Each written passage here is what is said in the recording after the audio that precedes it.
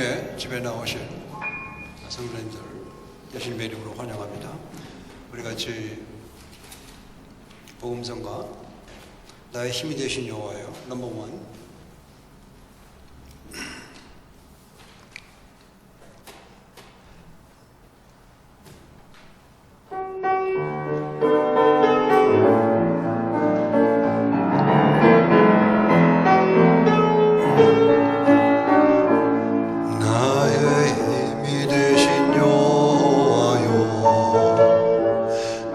주님을 사랑합니다. 주는 나의 반석이시며 나의 요새시라. 주는 나를 건지시는 나의 주 나의 하나님, 나의 피할 밤이시여 나의 방패시라. 나의 하나님, 나의 하나님, 구원의 뿌리시오 나의 산성이라.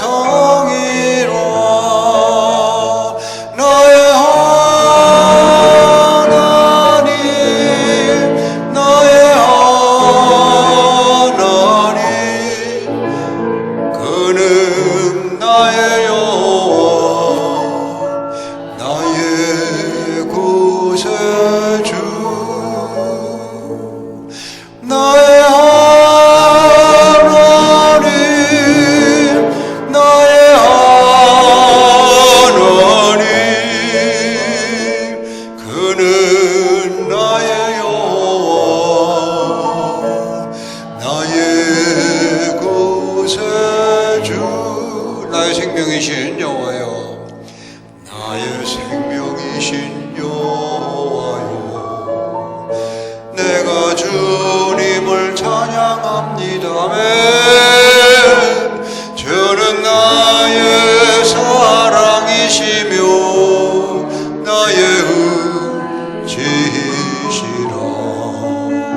주는 나를 이끄시오 주의 길 인도하시며 나의 생의 목자 되시니 내가 따르리라. 나의 하나님, 나의 하나님, 생명의 면류관으로 아멘 내게 씌우소서. 나의 하나님, 나의 하나님, 나의 하나님, 그는 나의 여호와 나의 구세주. 주님과 같이 넘버 50. 우리가 주님과 같이 우리를 만지시는 분은 안 계십니다. 우리 주님 앞에 나의 마음을 열어놓고 주님이 나의 모든 것들을 만져주시는 귀한 찬양이 되면 좋겠습니다.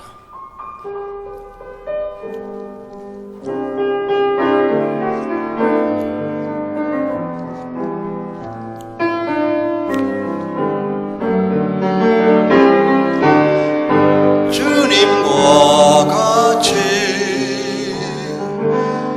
내 마음 만지는 분은 없네.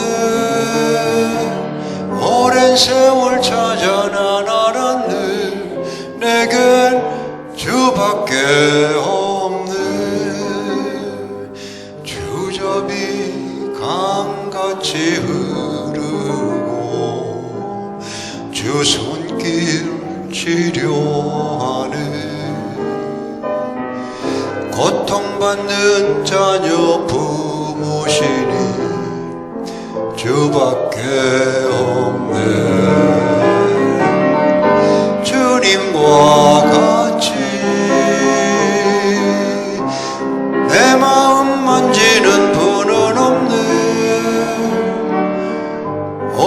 세월 찾아나 나라는 내게 주밖에 없네.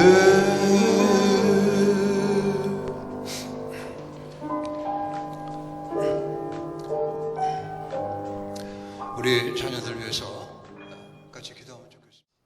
오늘 말씀은 창세기에서 잠깐 보려고 합니다. 지난주에 의의 길에 대해서 시편 1편을 가지고 말씀을 나눴습니다. 은혜가 되셨는지 모르겠습니다. 지난주에. 오늘은 순례자의 길에 대한 말씀을 좀 보려고 합니다. 의의 길과 맥이 같은 메시지가 되겠습니다. 같이 1절, 4절부터 9절까지 한 절씩 교독하도록 하시겠습니다. 제가 먼저 읽습니다. 4절. 이에 아브라함이 여호와의 말씀을 따라갔고 롯도 그와 함께 갔으며 아브라함이 하란을 떠날 때 75세였더라. 5절.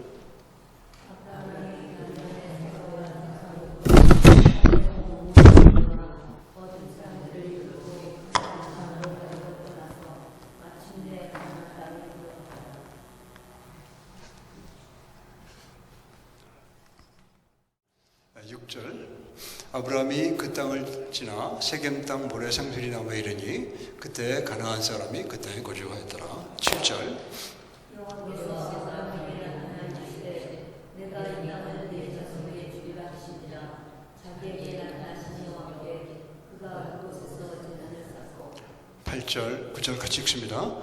거기서 베델 동쪽 산으로 옮겨 장막을 치니 서쪽은 베델이요 동쪽은 아이라. 그가 그곳에서 여호와께 제단을 쌓고 여호와 이름을 부르더니 9절 점점 남방으로 옮겨갔더라. 아멘.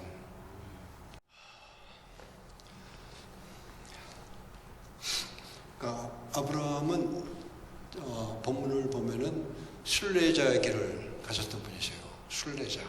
그러니까 순례자의 길과 여행의 차이는 우리가 잘 아시죠? 순례자는 돌아오지 않는 길을 가시는 거예요. 여행은 돌아올 때가 있는 것입니다. 한국 나가셨다가 돌아오시잖아요. 또 캐리바니에 가서 돌아오시잖아요. 그걸 여행이라고 그러는 거예요. 순례는 한번 떠나면은 영원히 돌아오지 않을 그곳으로 가는 겁니다. 거기에 대해서 우리가 좀 말씀을 살펴보면서 그 특징이 몇 가지가 있어요.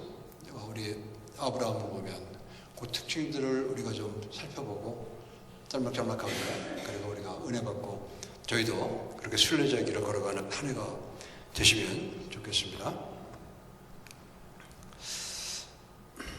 히브리서 잠깐 보시면요, 좀 긴데 같이 한번 읽어볼까요? 시작. 그들이 바 돌아갈 계획이 있었으려니와 그들이 이제는 더 나은 번영을 사모하니 곧 하늘에 있는 것이라. 이러므로 하나님이 그들의 하나님이라 일컬음 받으시기를 부끄러워하지 아니하시고 그들을 위하여 한 성을 예비하셨느니라. 하나님의 성을 향해서 우리가 가는 거예요. 철로역정 만화도 나오고 책도 그랬으니까 다들 아시겠지만 그 나오는 주인공이 주의 성, 멸망받을 주의 성을 출발해서 떠나가잖아요. 그것처럼 돌아오지 않는 겁니다. 그럼 어떻게 될까요? 그 1권, 2권이 있는데 1권은 크리스천이라는 주인공이 떠나가는 것이고 2권은 크리스천의 부인 애들이 또 떠나가는 거예요. 다 만나는 겁니다. 천국 가서. 그러니까 떠나지 못하는 사람들 위해서 이렇게 마음 아파할 필요 없는 거예요. 내가 가면 그분들도 출발하게끔 돼 있어요. 그러니까 여러분이 2022년도에 그냥 그 길을 쭉 가시면은 아직 교회 나가지 못하는 가족들이, 애들이, 자녀들이 쫓아서 교회로 나와서 예배 드리는 거예요. 그게 얼마나 하나님의 역사죠. 이게 지금 히브리서 말씀이 그렇게 우리에게 얘기해주고 있죠. 천성을 향해 걸어가는 우리의 삶을 처음에는 막 반대껏 붙잡아요. 못 가게. 그러나 그것이 진리의 길이기 때문에, 그것이 하나님의 길이기 때문에 가면은, 물론 가는 과정에 철학적인 많은 어려움들이 있죠. 근데 이권에 넘어가면서 크리스티나예요. 그 부인 이름이. 애들하고 출발하는. 그래서 그들도 에스겔서에 나오는 은혜의 강에서 은혜로 그냥 흘러넘치는 강에서 거기서 같이 천국을 들어가는 그런 모습이 그려져 있습니다. 4절 한번 보시겠습니다. 그러니까 첫 번째 순례자의 특징이 나오죠.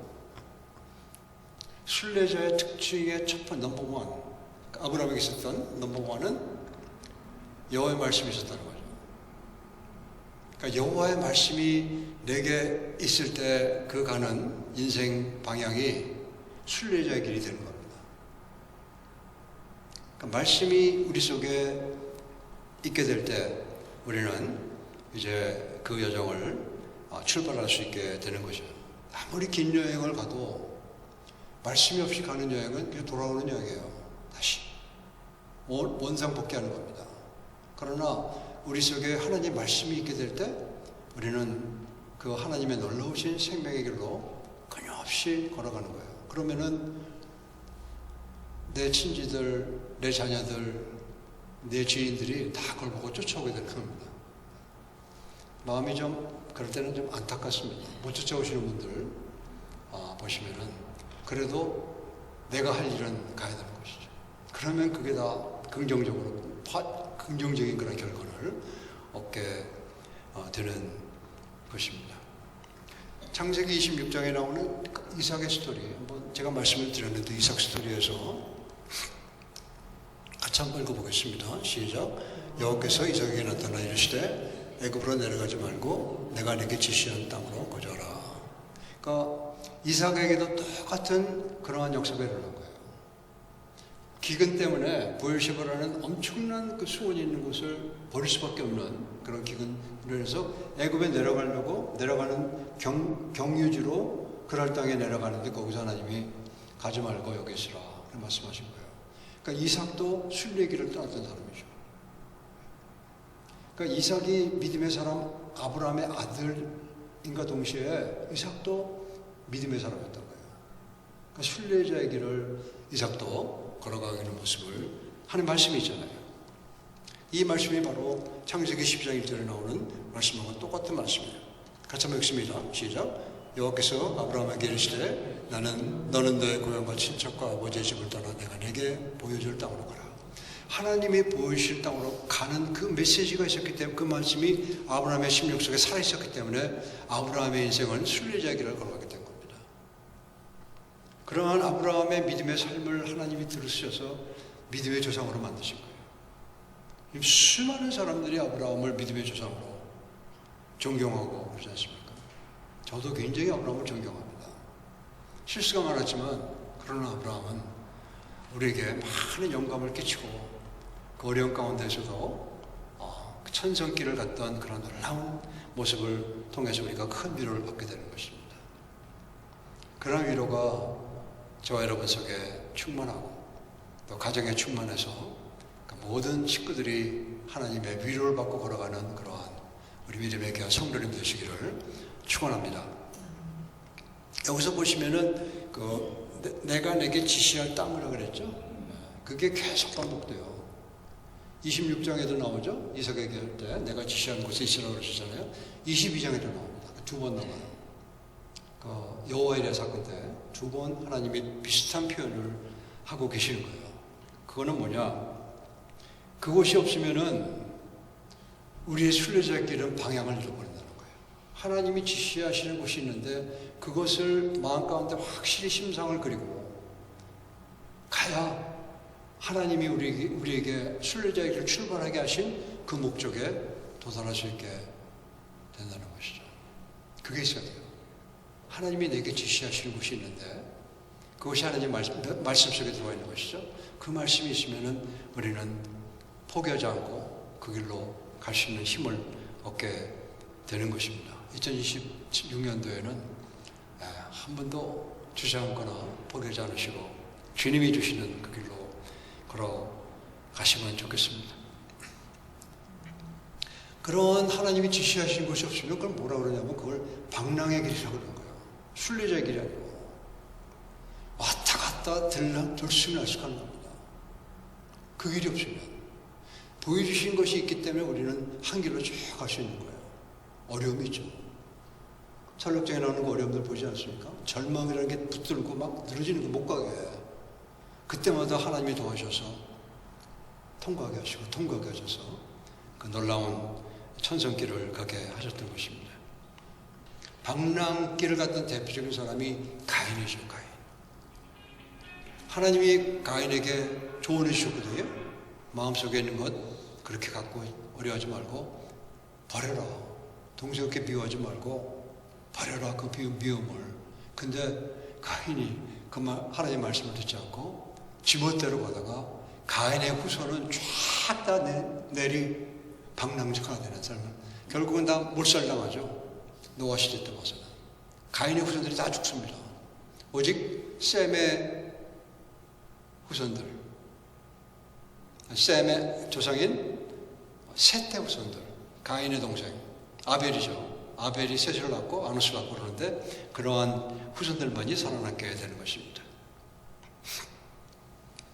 첫 번째는 순례자의 길에는 하나님 말씀이 있었다. 그러니까 하나님 말씀이 내게 있는지 없는지를 잘 살펴셔야 돼요. 그것이 없으면 방랑자의 삶을 살아가게 되시는 겁니다. 그것이 내게 있으면은 든든한 거예요. No fear. Even though I walk through the valley of shadow of death. 죽음의 기울골 갈지라도 나는 두려움이 없다는 거예요. 왜? The Lord is with me. Lord is 하나님께서 나와 함께 하시기 때문에 아무런 두려움이 없이 나는 그 길을 간다. 시편 23편에 노래하고 있는 것입니다. 두 번째 특징 5절 보시겠습니다. 같이 한번 읽어보시겠습니다. 5절 시작. 아브라함이 그의 아내 사라의 조카 롯과 하란에서 모은 모든 소유와 얻은 사람들을 이끌고 가나안 땅으로 가려고 떠나서 마침내 가나안 땅에 들어갔더라. 여기서 보시면 아브라함이 여행 떠나시는 것 같으세요? 여행 가려고 준비하시는 것 같으세요? 그렇지 않잖아요. 이민 가는 겁니다. 돌아오지 않는 길을 가는 거예요. 싹 다 데리고 가는 겁니다. 거기에 조카도 있었죠. 아내, 조카, 모든 소유, 사람들을 다 이끌고 하나님이 지시하시는 곳으로 향해서 갔다고 하는 것입니다. 이 길은 돌아오지 않는 길이에요. 아까 말씀드린 대로 순례자의 길은 돌아가지 못하는 하나님이 지시하신 곳으로 향해서 가는 겁니다. 뒤를 돌아보게 될 때도 있어요, 가끔. 그러다가 누가 죽었죠? 롯의 아내가 죽었죠. 멸망의 성 소돔을 하나님께서 끌어내셨는데 안 가겠다는 걸. 롯과 그 일가를 다 끌어내셨는데 부인이 잠깐 뒤돌아보는 새에 소금기둥이 되어버린 거죠. 그럴 때도 있는 겁니다. 우리가 싸우는 그 신앙의 모든 것들이 한번 뒤돌아보면 물겁적으로 사라지는 거예요. 다시 시작하는 겁니다. 끝까지 가는 거예요. 하나님이 도와주시는 거예요. 그때마다. 창세기 24장 4절에 보시면은 아마 아시는 스토리일 텐데, 올렸으면 같이 한번 보시겠습니다. 네, 같이 한번 읽습니다. 시작. 내가 너에게 하늘의 하나님 땅의 하나님이신 여호와를 가리켜 맹세하게 하노니 너는 내가 거주하는 이 지방 가나안 족속의 딸들 중에서 내 아들을 위하여 아내를 택하지 말고 내 고향 내 족속에 가서 내 아들 이삭을 위하여 아내를 택하라. 종이 이르되 여자가 나를 따라 이 땅에 오려고 하지 아니하거든 내가 주인의 아들을 주인이 나오신 땅으로 인도해서 돌아가리이까? 하늘의 하나님 여호와께서 나를 내 아버지의 집과 내 고향 땅에서 떠나게 하시고 내게 말씀하시되 내게 맹세하여 주신 이르기를 땅을 내 시에게 주리라 하셨으니, 그 다음에 8절이 나오는데 내 아들을 데려가지 말라고 합니다. 그러니까 아브라함은 하란 땅을 이미 떠나왔기 때문에 순례자 길을 갔기 때문에 돌아가지 않는 거예요. 그러니까 종 생각이 더 합리적이죠. 어떻게 종이 가서 그 600km 떨어진 곳이거든요. 완전히 그냥 그 당시 600km면 지금 한 엄청난 거리입니다. 지금의 600km 별거 아니라도 이 미디어가 있으니까 그 당시 600km는 깜깜한데요. 아무것도 모르는데 가는 겁니다. 종이. 근데 누가 그 종을 쫓아서 처녀가 우리 주인의 아들 이삭을 만나기 위해서 뭡니까? 그건 정말 생각해도 황당한 얘기죠. 그 얘기를 하니까 그러면 제가 안 오겠다고 하면 저 주인의 아들 이삭의 새 주인이죠. 그분을 모시고 갈까요? 그러니까 no 해버린 거예요. 안 된다. 안 오겠다면 놔둬라.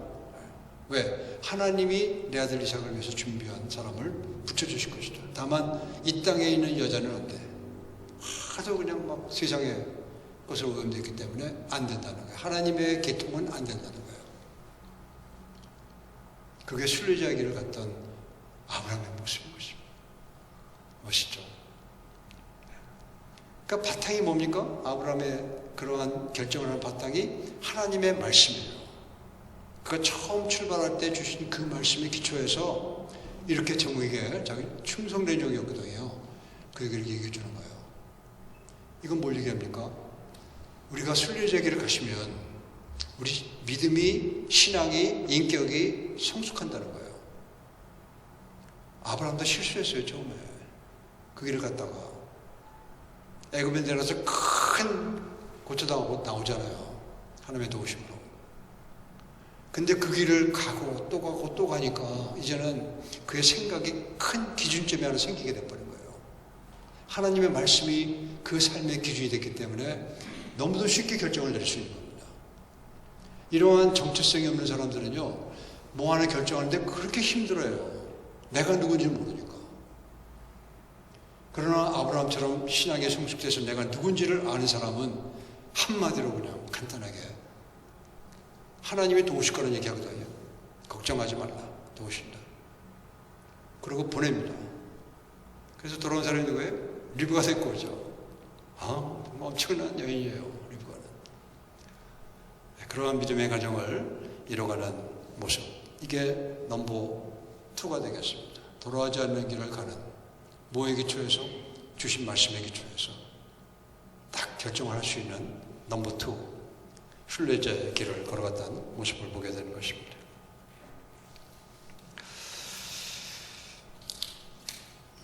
넘버 3 보겠습니다.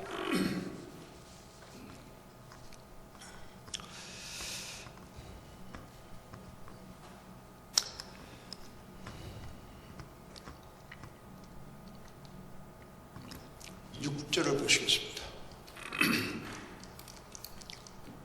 같이 한번 읽습니다. 시작. 아브라함이 그 땅을 지나 세겜 땅 모레상수리 남에 이르니 그때 가나안 사람이 그 땅에 거주하였더라. 그러니까 아까 말씀드린 대로 하란 땅에서 출발해서 세겜, 가나안 땅 세겜까지는 600km를 여행을 한 겁니다. 그 대가족을 거느리고 어떤 것이죠. 7절 시작. 여호와께서 아브라함에게 나타나 이르시되 내가 이 땅을 네 자손에게 주리라 하시니라. 자기에게 나타나신 여호와께 그곳에서 제단을 쌓고. 여기서 보시면요, 여호와께서 아브라함에게 나타나신 때라고 그랬죠. 그 나타나셨다는 때가 보다는 동사예요. 능동으로 하면 제가 권사님을 보다, 이게 라라는 히브리어입니다. 근데 이걸 그렇게 안 쓰고 여기서는 수동태를 썼어요. 보여지다. 그러니까 이거는 무슨 얘기? 나타나다는 얘기가 보여지다는 거 아니에요, 그죠? 그러니까 내가 하나님 보고 싶어서 볼 수 있는 사람은 아무도 없다는 거예요. 저 여러분이 무슨 재주로 하나님을 봅니까? 내가 보고 싶다고. 그거는 하나님이 내게 보여주셔야 비로소 내가 볼 수 있다는 거죠. 그러한 용법으로 지금 쓰고 있는 거예요, 본문을. 그래서 하나님이 나타나셨다는 거예요. 그러면 아브라함이 600km를 여정했으면 뭐 굉장히 오랜 시간을 걸린 여정인데 그 여정 동안에 하나님이 함께 안 하셨을까요? 하셨죠. 그건 확실하시겠죠. 하셨죠. 왜? 말씀이 아브라함 속에 있었기 때문에 말씀을 쫓아갔던 아브라함과 하나님이 함께 하시는 거예요. 그러나 아브라함은 인지하지 못하고 있었다는 거죠. 그런데 하나님께서 결정적인 순간에 보여주신 거예요. 그것이 순례자의 길을 가는 사람의 특징도 되겠지만 유익이란 거죠. 하나님의 말씀 없이 그냥 내 뜻대로 내 생각대로 떠나가게 되면은 하나님께서 내게 나타나 주시는 그런 사건은 있을 수가 없는 거죠. 그러니까 이건 특권입니다. 그럼 우리가 하나님을 만나게 되고 하나님을 맛보게 되고 하나님을 알게 되는 거예요. 그런 만남의 장소, 만남의 타이밍 순간은 내가 결정하는 게 아닙니다. 나는 하나님이 나에게 말씀하신 대로 순종하며 나아갈 때 힘들고 넘어지기도 하지만 그럴 때 하나님이 결정적인 순간에 나타나시는 거예요. 그렇게 하나님이 나타나실 때 우리는 오아시스를 만난 것 같은 거죠. 저는 우리 예배가 그러한 순간순간이라고 믿습니다. 저 여러분이 하나님께 예배를 드릴 때 이름을 높여드리고 하나님을 찬양하고 하나님께 간절히 기도하고 부르짖을 때 하나님 앞에 나 자신을 내려놓을 때 우리는 이런 순간을 맞게 되는 것입니다. 이것이 순례자의 길에 주신 하나님의 크신 은혜가 되는 거예요. 이것이 넘버 세 번째 순례자에게 주시는 특징이라고 하는 것입니다. 우리는 24시간을 하나님이 나에게 나타나시는 게 아니란 말이에요. 그런 순간이 있단 말이에요. 어떤 분은 일생 동안에 한두 번 만날까 말까 하는 수도 있습니다. 순례자 길을 가더라도. 어떤 분은 정말 큰일을 하시는 분들은 자주 만나요. 자주 만나. 하나님을. 너무 힘들고 어려우니까 막 그냥 철학기도도 하고 막 이러면서 그러한 사람에게 하나님께서 나타나 주신 거예요. 그런 큰 일을 하지 않고 그냥 걸어가는 사람들에게는 일생 동안에 한두 번, 두세 번 만나 주시는 거예요. 아브라함이 그랬어요. 아브라함이 75세 출발해서 100세까지 가는 동안에 이삭을 얻기까지 몇 번만 못 만납니다, 하나님을. 이럴 때 상술이 남아있는 그 땅에 들어가서 그때 하나님께서 아브라함에게 나타나 주시는 거예요. 이것이 순례자의 길을 가는 사람의 세 번째 특징이 되는 것입니다. 금년 한 해에도 저희가 순례자의 길을 걸어가므로 말미암아 하나님께서 틈틈이 만나주시고 하나님 만날 때마다 놀라운 생수의 근원 되신 하나님의 생수를 맛보시는 저 여러분 되시기를 축원합니다. 네 번째가 여기도 또 나오는데요. 자기에게 나타나신 여호와께 그가 그것이 제단을 쌓았다 그랬죠. 이거는 예배입니다. 예배로 올렸다는 거예요. 나타나신 하나님께. 그러니까 이 예배는 예배자의 삶은 우리에게 순례자의 삶을 살아왔다는 증거가 되는 것입니다. 8절 읽어보겠습니다. 시작. 거기서 베델 동쪽 산으로 옮겨 장막을 치니 서쪽은 베델이요 동쪽은 아이라 그가 그곳에서 여호와의 제단을 쌓고 여호와 이름을 부르더니 또 제단을 쌓잖아요. 이 얘기는 뭐냐면 아브라함은 가는 곳마다 예배자로서 삶을 살아가는 예배가 몸에 붙은 삶을 살아가는 자로서 변화되어 가고 있다는 것을 얘기해주고 있는 것입니다. 이것이 넘버 4가 되는 거예요. 순례자의 길을 가는 사람의 특징은 예배자의 삶을 살아가는 것이 되는 것입니다. 예배를 사모하고 흠모하는 거예요.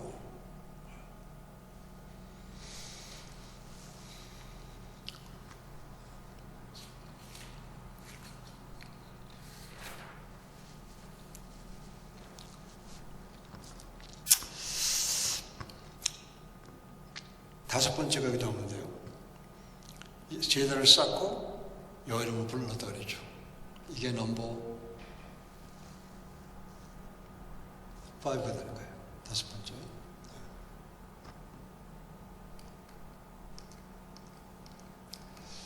그 표현은요, 창세기 4장에서부터 나와요. 같이 한번 읽습니다. 시작. 셋도 아들을 낳고 그 이름을 에노스라 했으며 그때 사람들이 비로소 여호와 이름을 불렀더라. 하나님의 이름을 불렀다는 거예요. 그러니까 하나님의 이름이 그들의 가슴 속에 살아있었다는 거예요. 비로소. 에노스라는 뜻은요, 약하다는 뜻이에요. 쉽게 무너진다는 뜻이에요. 그러니까 우리가 나는 인간입니다 하는 나는 사람이에요. 약한 사람입니다는 고백을 하나님 앞에 자주 하시는 거죠. 이게 하나님 여호와 이름을 부르는 거예요. 가인은요, 내가 하나님이 돼버린 사람이에요. 그리고 자기 마음대로 동정이 죽으셔. 그리고 가인 탄생할 때 고백했던 그 고백이 그 고백이에요. 그거 우리말로 번역이 안 됐습니다. 그는 히브리 원어로 봐야만 볼 수 있는 고백이에요. 내가 여신이 되어서 가인을 낳았다는 얘기를 합니다. 그 우리말로 번역이 안 됐어요. 그러니까 나는 약한 존재입니다. 하나님, 나는 하나님이 아닙니다. 고백을 자주 하시는 게 좋습니다. 그게 여호와 이름을 부르는 거예요. 기도죠. 나는 약하기 때문에 나는 하나님이 필요한 존재입니다. 순간순간. 나는 약하기 때문에 유혹이 오면 금방 홀거닥 속임당해서 넘어갈 수 있는 그런 존재입니다. 그것을 고백하시는 게 참 중요한 거죠.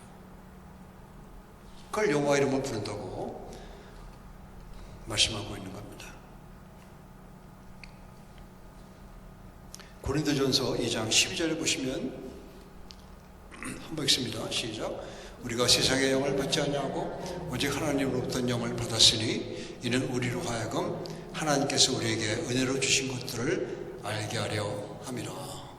여기서 은혜라고 번역이 되어 있는데 은사란 말이 더 맞습니다. 기프트, 선물.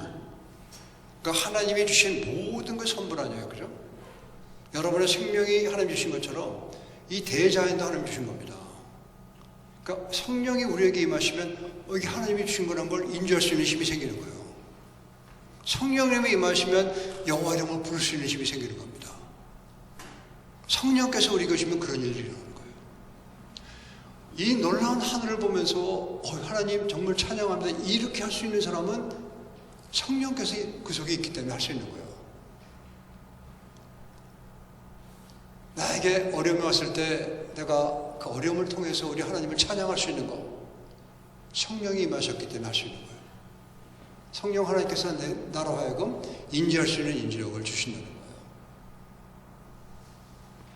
이것이 여호와 이름을 부르게 하는 원동력이 되는 것입니다. 이거 없으면은 여호와 이름 안 불러요. 그 사람 속에 하나님의 이름이 살아있질 않아요. 자기가 하나님인데 무슨 하나님을 찾겠어요.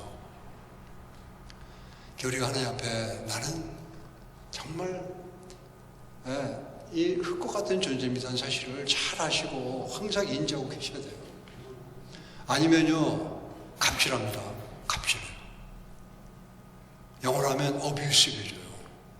특히 가까운 사람은 갑질해요. 멀리 있는 사람은 뭔가 좀 관계 있는 것 같은데 가까워질수록 갑질하기 시작하는 거예요. 무서운 거죠. 그런 사람들을 보면 다 그게 자기가 하나님이기 때문에 그런 거예요. 저 여러분은 그렇지 않은 줄 믿습니다. 가까우면 가까울수록 더 존경하고 더 배려하고 그래야 되는 거예요. 그게 하나님의 영이 내 속에 들어와 있는, 하나님의 이름이 내 속에 살아있는 사람이 살아가는 모습이라는 거죠. 갑질당하면요, 저도 갑질 몇 번 당해봤는데 가까우면 가까울수록 더 갑질을 하고 있어요. 그런 사람 이렇게 한두 번 대하고 나면 그럼 힘듭니다.